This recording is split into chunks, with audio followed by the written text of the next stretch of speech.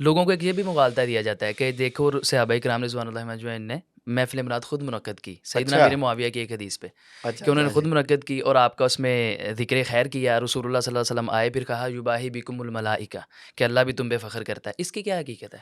یہاں سے بھی وہ جشن میلاد النبی جو ہے نا جی ثابت جی کرنے جی کی کوشش. سب سے پہلے میں یہ بات کرتا ہوں کہ یہ عجیب بات ہے. ایک طرف وہ اس کو بدعت حسنہ کہتے ہیں.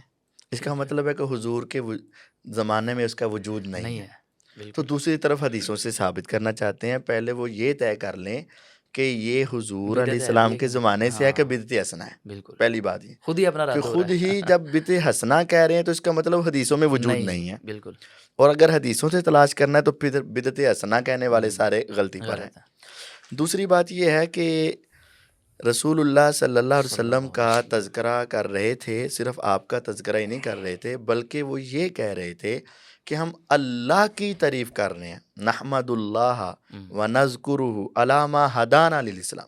ٹھیک ہے حمد اللہ کی تعریف اللہ کی سبب کیا؟ اللہ نے ہمیں ہدایت دی ہے. بے شک. ہم اللہ کا شکر ادا کر رہے ہیں. اللہ نے آپ جیسے پیغمبر ہمیں من عطا کیے. علینا بکا. وہ سبب ہے. آپ کی وجہ سے ہمارے اوپر احسان ہوا بے شک بالکل تو ہم اللہ تعالیٰ کا شکر ادا کر رہے ہیں. یعنی وہ میلاد نہیں، وہ کیا کر رہے تھے؟ اللہ تعالیٰ کا شکر ادا شکر کر ادا رہے تھے. کرے تھے بالکل. اب اس میں دو تین باتیں قابل غور ہیں. کیا وہ 12 ربیع الاول تھا؟ ایک بات. اگر میلاد کی محفل تھی تو جو صحابہ وہاں موجود نہیں تھے تو کیا وہ سارے اس محفل سے دور رہنے والے تھے؟ تیسرا یہ کیا اس وقت کے بعد آئندہ صحابہ نے ہر مہینے یا ہر سال پھر اسی طرح وہ محفل منعقد کی ہے؟ ایسا کوئی نہیں ہے. اصل میں وہ صحابہ بیٹھ کر اللہ تعالیٰ کا ذکر کر رہے تھے، اللہ کی تعریفات کر رہے تھے، اللہ کی بزرگیاں بیان کر رہے تھے. اور میرے مالک کو ایسی محفل اچھی لگتی ہے جس میں اللہ کا ذکر ہو اور اللہ تعالیٰ ان کے اوپر فخر کرتا ہے اور ہمیشہ ہی فخر کرتے ہیں.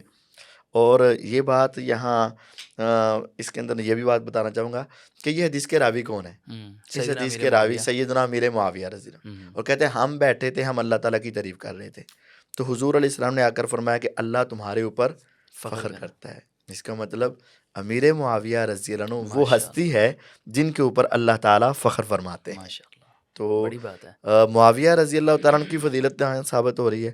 اور اللہ تعالیٰ کی تعریف اور شان کا تذکرہ کرنا اس کی فضیلت ثابت ہو رہی ہے.